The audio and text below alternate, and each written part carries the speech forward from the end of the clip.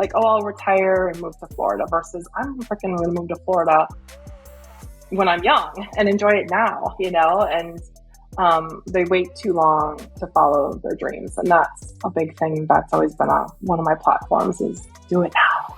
Do it now.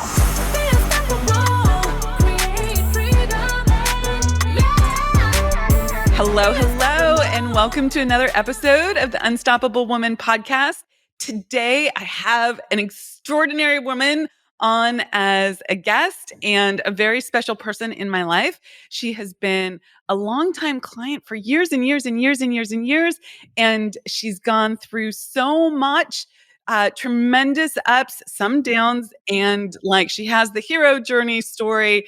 And it's going to be incredibly fun and exciting to have her on the podcast, sharing her story and perspective on business with you. So welcome to the podcast, Wendy Schultz. Awesome. Thanks for having me on. So yes, I'm Wendy Schultz. I am a vacation rental consultant and property management consultants. We are managing vacation rentals, mostly in Wisconsin, some in Florida, and looking to expand across the nation. Also, I'm looking to get into some more coaching as well, doing some of that. Yeah. So Wendy has a huge expertise in this area. She's been doing it for years and years and years. And one of the things that's been great, fun, and also strategic is that she is from Wisconsin. She's from the Green Bay area. And one of the first things that we did years and years and years ago was she had this dream to snowbird in Florida. And for those of you who don't know, snowbirding is when you spend your winters in a sunny environment and your summers in what is a very snowy place like Green Bay. And so one of the first things we did was get her to be able to do that. And then she moved to Florida, which was extraordinarily fun. And I just love how the strategy with the biz has followed your life dreams. Like you're still working in Wisconsin, but now that you're in Florida, you're like, okay, let's expand here. So can you share a little bit about how that expansion has worked? Like, how have you thought it through? How has it been incremental? How has it been gangbusters? Like how have you approached it? Yeah. So I've basically done what most people thought would be impossible. I'm running a company from Florida in Wisconsin. And that was part of our journey, and even in talking and in coaching, was that how could I run a business and be living in Florida and following my dream of being near the beach when I was running a business in Wisconsin. And I have put in great amount of effort and coaching in trying to just get that set up that I can do that. And so a lot of that has been with, hiring the right team, getting good systems in place, and also just a lot of mindset work to be able to comfortably, be so far away from my company and have, trust that it's being run the way I want it to be when I'm not actually physically there. And there have been times when that has been challenging, that I cannot physically run and save whatever situation might be going on, and having to trust that my team has got it. And sometimes we fly back, certainly do that. We do spend a significant amount of time back in Wisconsin. We have an apartment there. So we do spend time with our team back there, and also just visiting the properties and doing work there and such. But the vast majority of the time, we are not anywhere near those properties. And that has been, I think, probably pretty cutting edge. So Absolutely. And I think of it like when you were just speaking, I was like, but this is the way the laws of the universe work. You make the decision first, and then the ways and the means come in. But you won't see how to do something until you make the decision to do it. So it looked impossible to do this before you decided to do it. And you did it incrementally, like what I mentioned in a moment before. You first started snowboarding and then you moved full time. So you did it in stages. But once you made the decision, I'm going to do this full time, you had to figure out how to manage it. And it causes you to hire better people and hire people that you do property management, right? That's one of Hmm. the things that you do so well. And like you can't be running in the middle of the night and saving the day if the plumbing goes out, right? Like that Right. you are just not the backup team at all. And so being away forces you to have better systems so Hmm. that you don't have to be the one doing that. And then my sort of you mentioned that you're expanding across the country, and we've been talking about how to do this, and it happens incrementally, right? Like you had to do that Florida to Wisconsin. Well, now you know what it takes not to be the one saving the day. So you can now replicate this anywhere in the country, which is amazing. Yeah. And actually, I just went through another stage where I had to move out of the way and let this grow beyond me. And that was in just in bringing in the volume of properties we brought in. We doubled in size the last several years. Each year we've doubled in size, and there came to a point where I wasn't the one. I don't even know some of our owners anymore, which is unheard of and amazing and so exciting because I love our property owners. Of course I do, but it's just the representative of this. I felt was a big like barrier to expansion. Is like I can't possibly do this on take this on. Like I can't take on more owners. I can't take on more employees. I can't, all these things felt like a big, terror barrier. And it's like I can't expand because my mental capacity to handle more was just not there.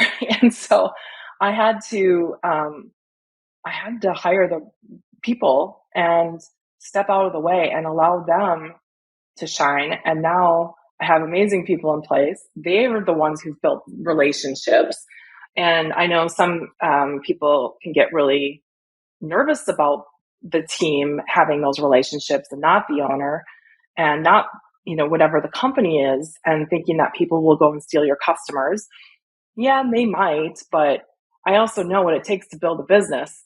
And that's not for most people, or not for many, not for everyone. And so there's definitely going to be people that aren't going to be willing to do what it takes. And, building a business, it's a lot. It's not for the faint of heart. So, it's a Absolutely, lot of work. absolutely. So two things on that. So your company is not only doubled every not year over year, but last month, I believe, or was it July? What month did you have your first? I'm going to let you fill in the punchline because it's Million really dollar month. $1 million month is July. it was July. She had her first $1 million month. That couldn't have happened if she was so in scarcity around being the one to the brand, the head of the company, the one that everyone needed to know. She couldn't possibly have scaled that way to that level without team. And I happen to know that Wendy has this concept of like living the beach life and the simple life and not being trapped or locked into her business. And there's no way for her to have $1 million months and be the one that knows every single client and be the one who's having the beach life, right? Who has the freedom to work when she wants and take the kids to Disney World when she wants and go to the beach when she wants. This was her Florida dream. And there's no way to do that if you are locked into the mental frame of having to be the one. Absolutely. And the other thing that just popped in my head when you were talking was just how much I want to help people. And um, I actually was limiting the amount of people I could help because of this this need, or not need, but this feeling of people are going to not like me. They're going to think I'm abandoning them. All of these things that pop up when you're starting to grow. And I remember maybe it was a year or two ago, and we've been coaching probably for 7 years, I think now. It's been a while, so it's been a long journey. But you talked about Jeff Bezos, the head of Amazon, and saying, I, Jeff Bezos doesn't do this. Jeff Bezos doesn't do that. And it's so true. And that's been something that I've kept in the forefront of my head, is that I'm, I'm Jeff Bezos. I'm not a little small town or small business owner anymore. I'm starting to grow that. And while I don't think that our business is going to get to Amazon level, that's really not my vision. Not in my vision, but if somebody wants to create that in my world and create it in the culture that I've wanted, and then the ways that we do it, and they want to take it off and do that, that's fabulous. I'm just not going to be the one to create that in my business, which is where I'll go next, is as on my next evolution. But it's still the similar concepts, even though it's not a huge business. You have to be the CEO. You have to step out of the way, hire great people, give them meaningful work, right? Like give them agency to do their genius in this world so that they have a meaningful life and meaningful work, and everyone grows there, which is like a huge perspective shift, right? I love Yeah. it. So let's talk about what's next, okay?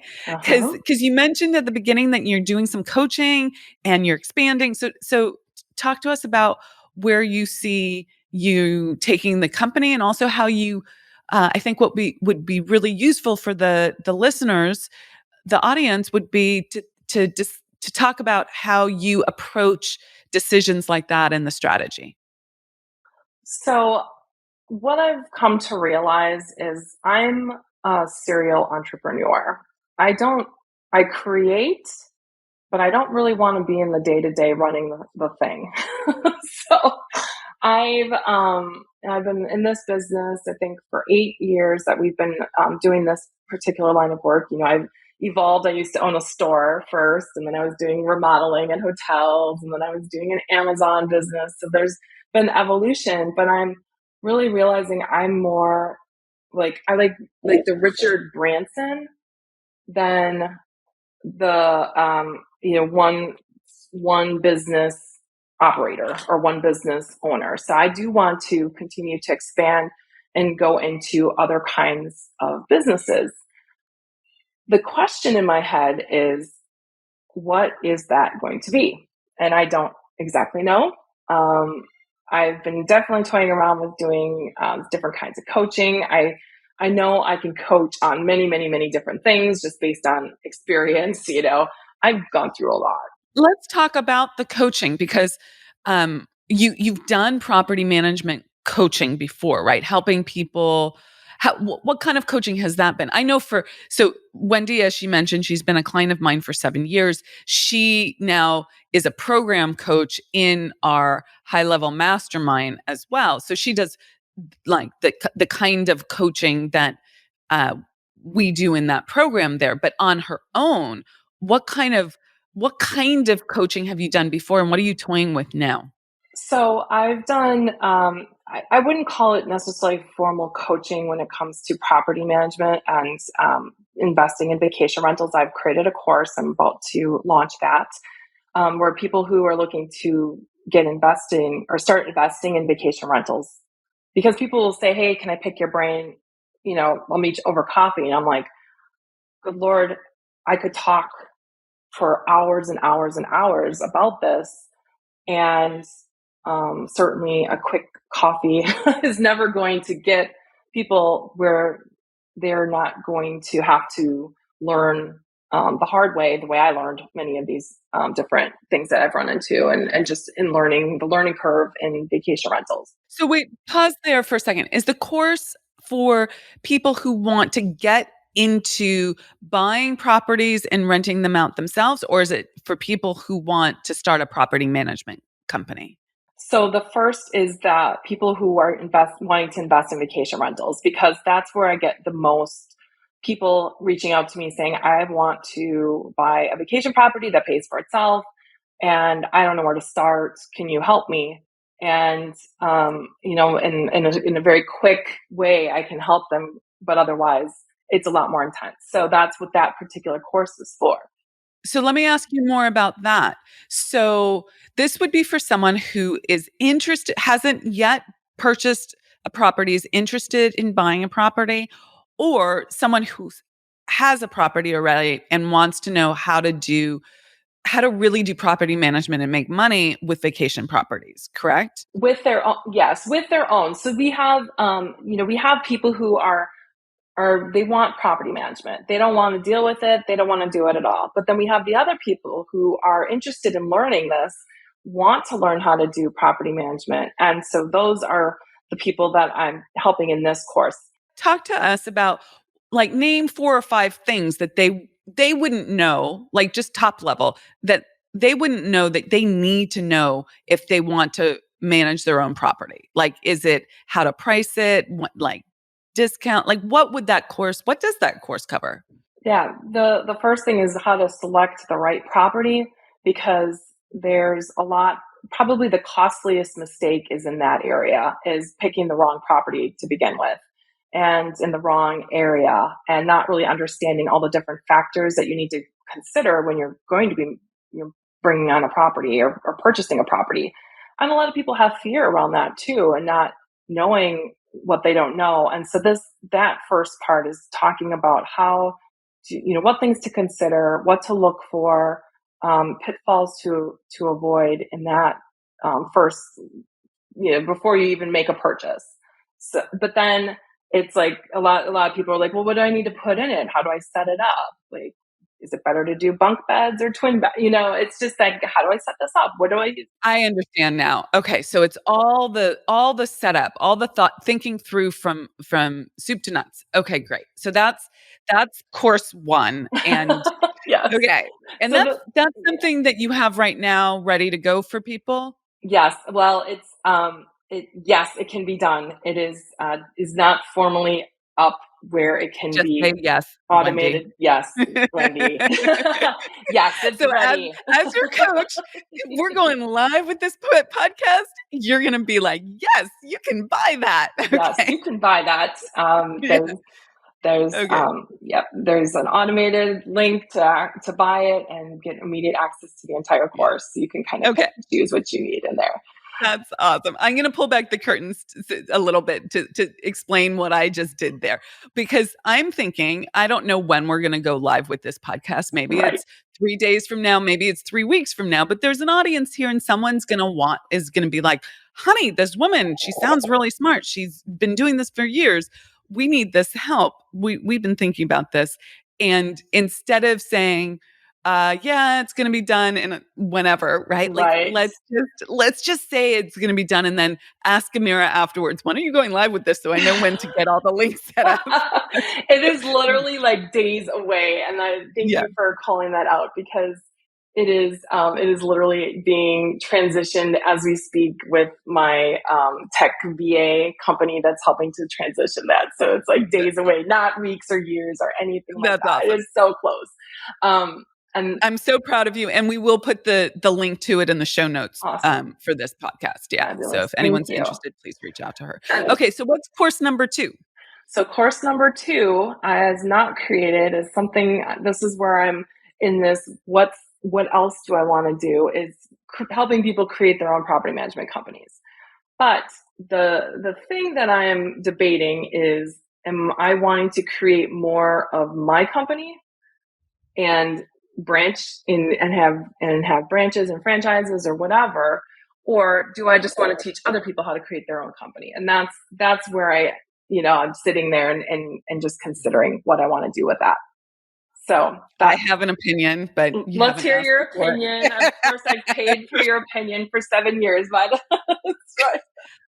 I would definitely do option 1. I think that this is a great, you'd have to do some deeper thinking about it, but it's either a licensing play or a franchise play, or it's the internal game book for how to set this up in a different um, city. And you just use it internally. It's not anything, it's an in-house resource, or it's a licensing or a franchise play. Yes, thank you.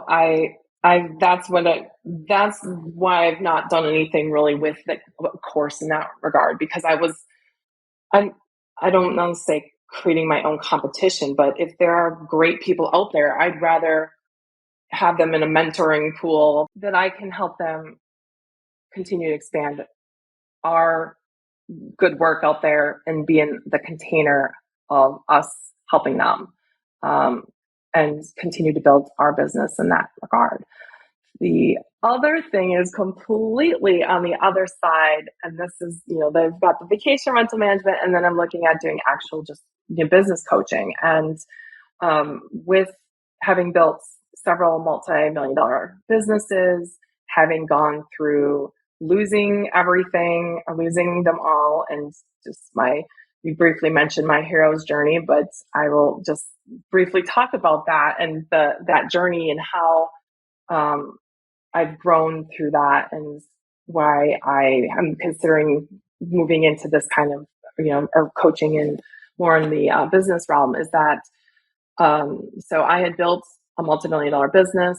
I was partially, I had a store, and then I was doing hotel remodeling, and then I was doing selling these clocks on Amazon. And the short story is that somebody had from our hotel remodeling had found this clock we found this clock. They loved it. They want to buy it. We put it on Amazon. It takes off, like takes off. But there was an adversarial relationship with that manufacturer. You probably remember some details. Might be a little fuzzy at this point, but the short story is several years later, they sent us an email and said they were not selling to us anymore. So we lost a 7-figure business within 30 days. I was building this vacation rental business, but I wasn't really going gangbusters because I had this other business. And so we were using the capital to fund the vacation rental business. But the problem was that we did not have any other capital really. And we went very, very quickly into deep, deep debt, and maxing cards, and we'd start taking those loans that are like the equivalent of a payday loan, the merchant ones, where they require us to send back significant money payments back, like 8,000 a week kind of thing, or maybe it wasn't 8,000 a week, but 8,000 a month for sure. And we very quickly lost our footing. And that was very, very humbling, because I was one who had followed Dave Ramsey in the past and was like, get debt free. And, we were paying off our credit cards every single month right before that. And all of a sudden we were deep, deep in debt. And so we had gone into default on some of our payments. We were guided by a company that helped us to do that and then renegotiate and all that. But we were in dire straits for a while there. And so we were just starting to come back. And then everyone knows what happened in March 2020. And all of a sudden, all of our bookings were gone. And just when we were starting to get back into our high season. So that was a really, really terrifying time. It really was. And we there was nothing we could do. I mean, we had just gone to the SBA right before.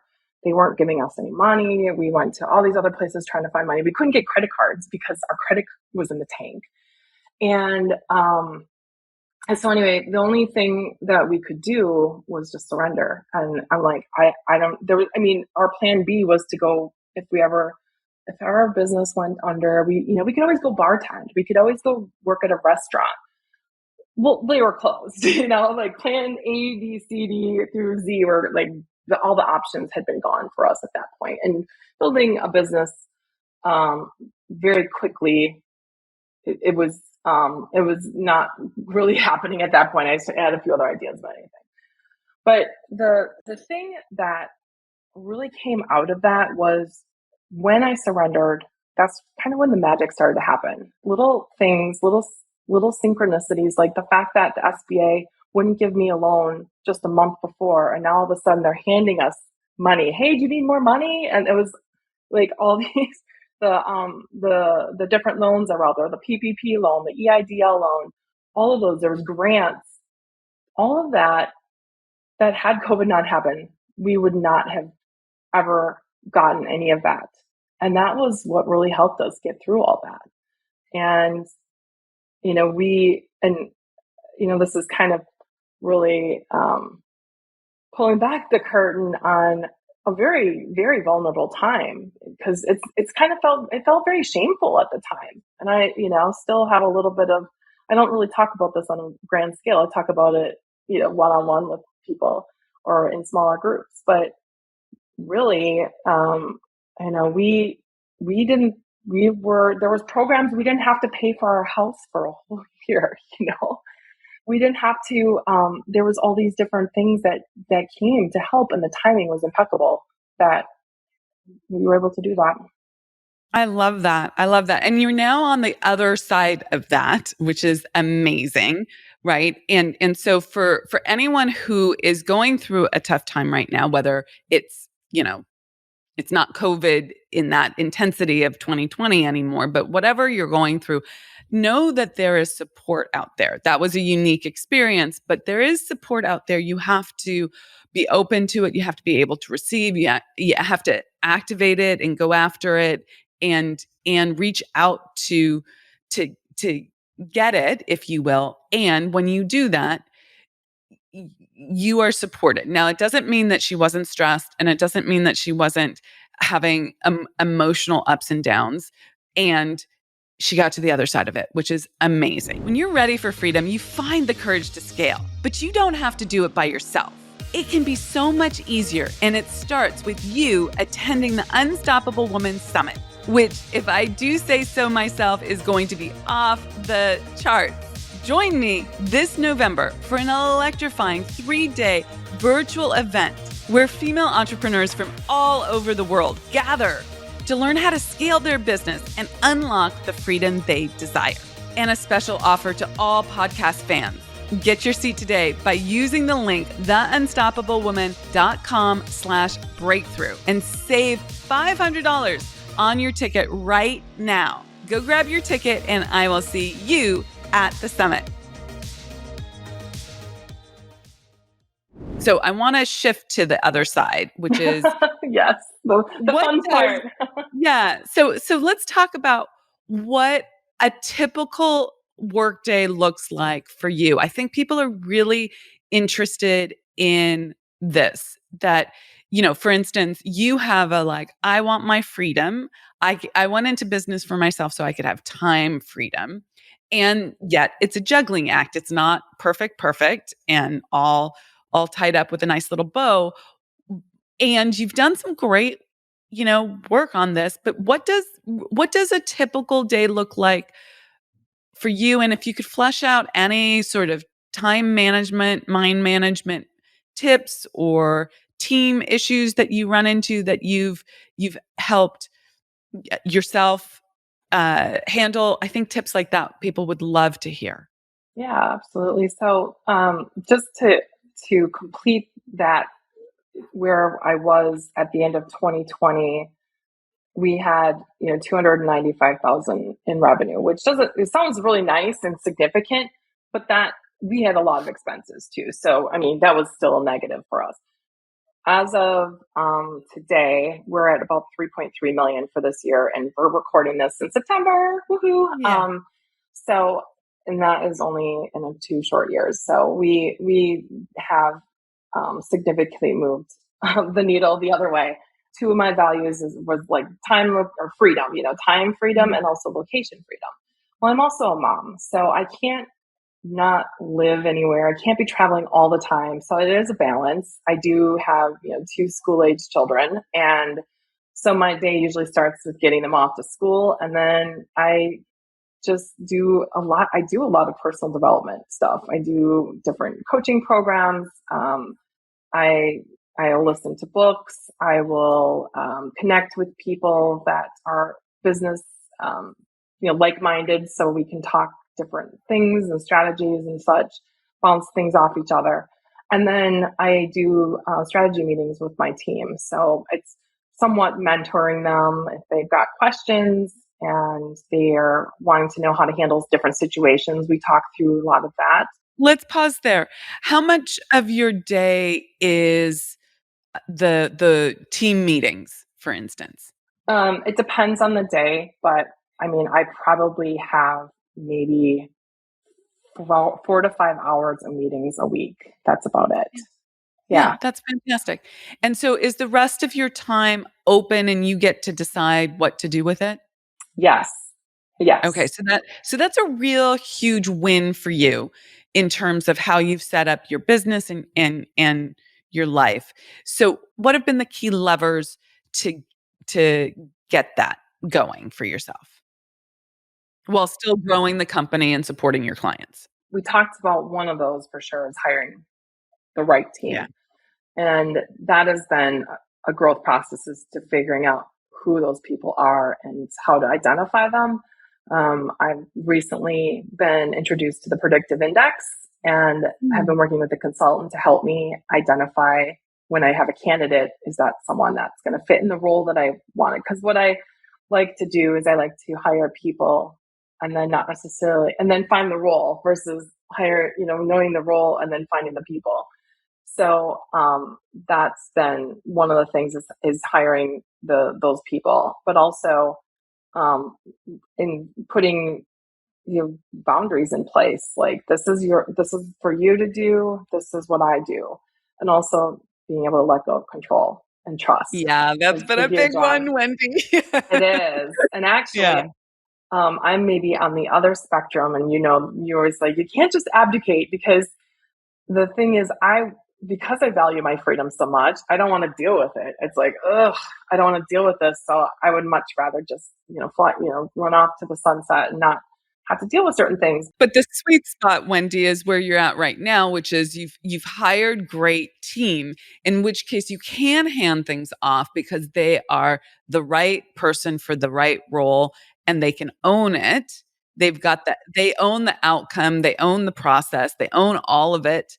And you just have to be clear about what that outcome needs to look like. And then it's no longer abdicating. But if you are getting the right people in the right role. If you have the wrong people or the right person in the wrong role or the wrong person in the right role, you can't just go, "Hey, it's yours," because Right. then the business doesn't work. Okay. Yeah. So let's keep going here with some additional questions that I think are I was going to use one of those words that you hate. Ooh. Juicy. Wendy and I have a joke. She hates that I use the word juicy, or and I don't really use the word moist, but it's like that for her. So, Yeah. okay, I got them No, those both are not in. good words. Okay. So let's see. I love to look at businesses from the perspective of the law of compensation. So, as you know, the law of compensation says you'll be compensated according to the need for what you do, your ability to do it, and the difficulty in replacing you, or in this case, in your business. So, Hmm. what makes, let's take that third piece. What makes you and your business unique and, quite frankly, difficult to replace? So we're very cutting edge. I grew up, I grew up in my business. In my previous corporate roles, I was lean trained, so Lean Six Sigma training and efficiencies, and and so we really are looking to be continuously improving, cutting edge. We strive to bring in as much revenue as possible for our owners, and a lot of it's really, sadly, it's really not hard to beat out there right now. There's a lot of really terrible property management out there. And that's why I started my company in the first place, is because I had a property and couldn't find someone I wanted to manage it. And so I started managing it myself. And then people started asking me to manage theirs as well. And so that's really where we got the birth of the company. But we are ones that we have. We're always looking for ways to improve. We're always hiring consultants. We're trying to learn different ways of doing things. How do we keep our costs down, and try to bring as much revenue to the owner's pockets?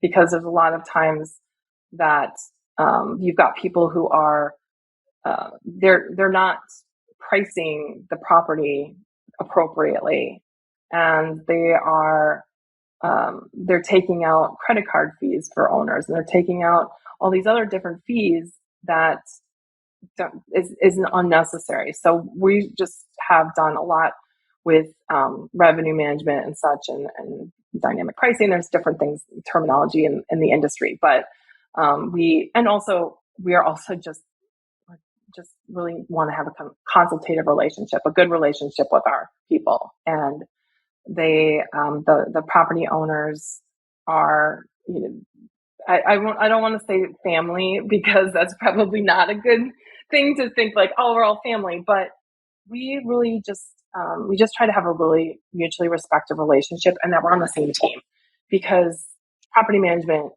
is not easy. I mean, short term, this we're talking short term. Short term and long term are very different ball games. Short term, we're talking, 2 nights. You're getting new guests in every 2 nights, and they don't know how to use the Wi-Fi, and they got locked out, and they broke a sofa. I mean, there's so much to it, and so we want to create this relationship. We're all on the same team, and we're all striving for the same goal, and we're wanting to have an amazing experience for our owners and our guests. And I think a lot of people focus more on the guests than the owners. We like to try to focus on both a lot more. I mean, to really divide our focus to make the experience amazing for both. I love that. I love that. So the law of compensation says that you'll be compensated according to the need for what you do. That first part is the problem that you're solving. And it sounds like what you're solving here is that there isn't really exceptional property management that holds the perspective of both the client who is booking the property and also the owner of the property who is your client, and having both of their needs really taken care of. And if you can solve that problem, that's a much bigger problem than just getting the darn property rented, right? That's a small problem, but actually, you know, providing a win for both of those people is a much bigger problem to be solved, and hence you get compensated for that, and you grow because people see that the level of management is just exceptional. So Yeah, well, I mean, it's nice because, I mean, we're not the cheapest in town. We're not the most expensive in town either. But because we are sit there in the middle, more towards, I think, on the higher end. But the nice thing is that we are tackling it from all angles. We're trying to bring in more bookings, so that's more revenue to us and to the owner. We are, and then of course we have our commission fee structure and all that, but then we're also trying to become efficient. So we're saving our costs. So we're not having to continuously be increasing our prices and such. So we're trying to tackle it from all different angles, and that's why we're the difference. And we do things very, very differently than any other property management company I've seen. And actually my consultants have seen too. Yeah, it's exciting. okay, next question for you. What is a benefit that most people wouldn't think that you receive personally from doing the work that you do? Hmm. That I receive personally. Well, I think it's a fulfillment. Yes, revenue. That's fabulous. It helps to fuel my lifestyle. That's fabulous. But also just the fulfillment and internally of being able to help someone who either just hasn't bought a property yet and is really nervous about that decision, or just bought a property and they're really nervous about that decision, or they've had a property in their life or their family forever, and now they're going to put strangers in it and nervous about that decision. And really just being able to give them that confidence and that sense of calm, and to see them. I mean, sometimes it's like talking them off the ledge, and from the beginning of a call to the end, and just that sense of being able to help and know that they trust us and that we built something really freaking amazing. I mean, we've done amazing stuff. I'm very proud. I love that. I love that. Can you tell me about a time where you or your team went above and beyond for a client? This sounds like a job interview. um, where we went above and beyond. We do that on a daily basis, really. Is that Uh, just part of your DNA? Like it you just do is. that? Yeah. It is. Our clients have our cell phone numbers. They contact us even just to chat at sometimes, and um, we have gone and brought things to the property on their behalf.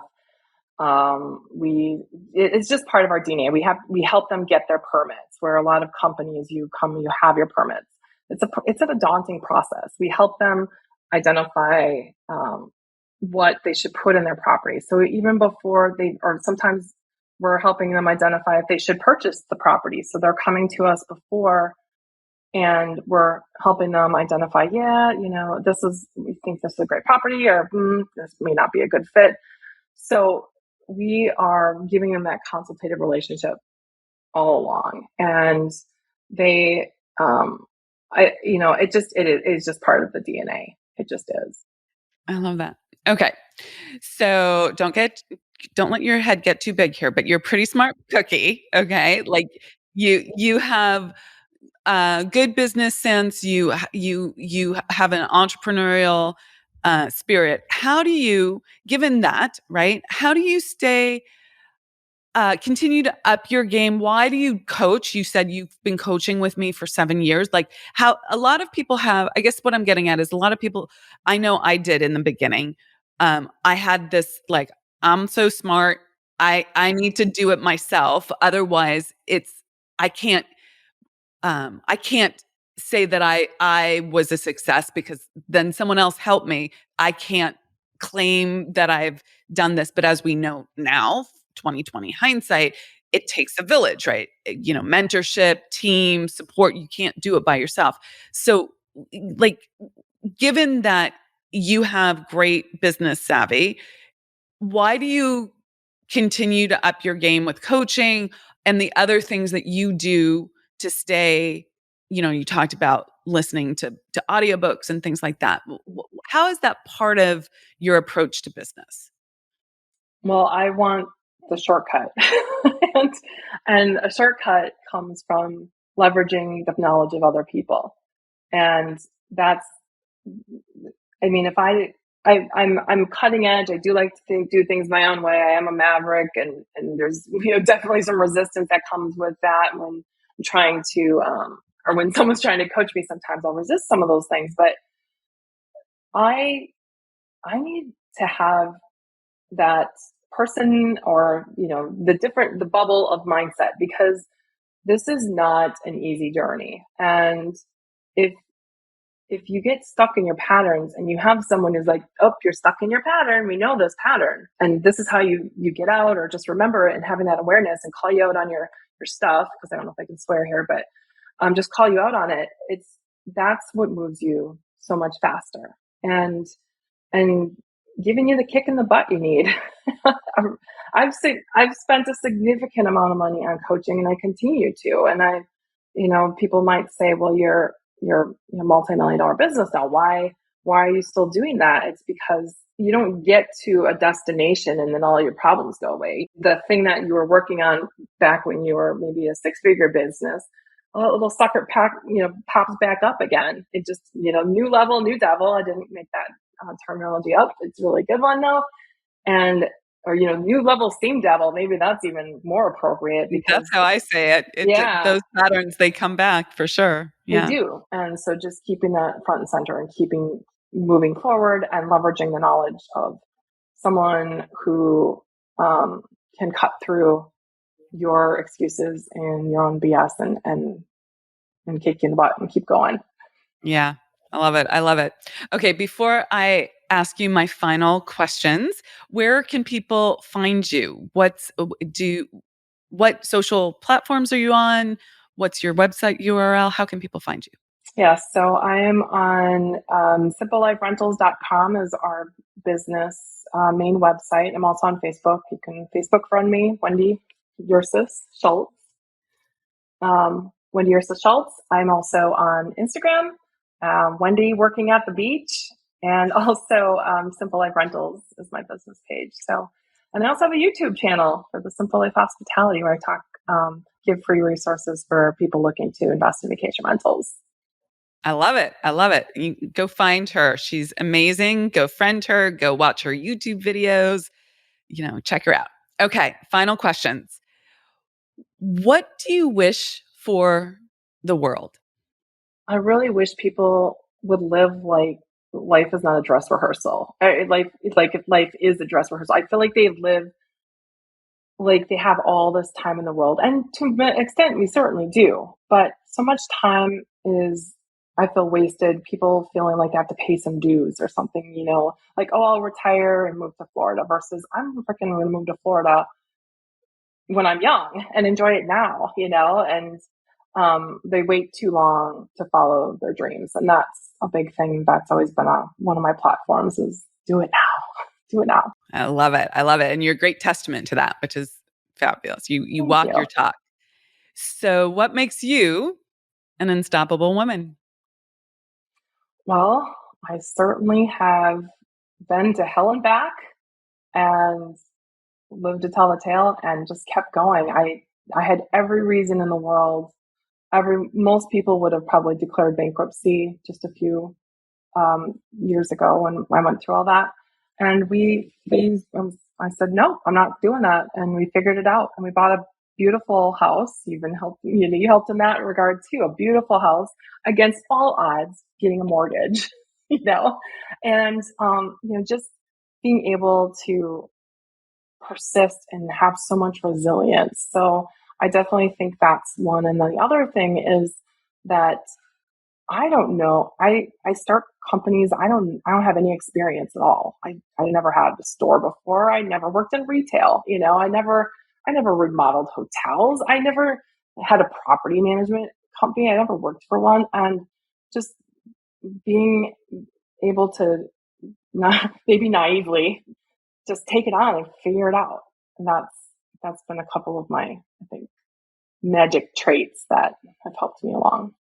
For sure. And I am going to add to your magic traits and just underscore and affirm what a generous human you are. There is Oh, thank you you. you and I have been, together for many years, and every time you come to an event or you're small or large, doesn't matter if it's something intimate in my living room or a big event where you're speaking on stage, you're always generous with the other women in the room. And it's never I'm too cool for school. It's always like, here's a hand, take it if you want it. I'll lift you up. I'll show you the way. And it's been it's one of the things that I love most about you. So Oh, well, thank you. yeah. And I do love connecting with different women and men too. But yeah, I really enjoy helping people and also just kindness. I just It's show huge. kindness to everyone. Yeah. So huge. And I think that's an amazing way to end the podcast. Thank you for being on the podcast. Thank you for sharing all the details. And thank you for being kind and generous. Oh, thank you, Mwah. Amira. And thank you for all of your leadership and coaching throughout the years with me. I appreciate our journey so much.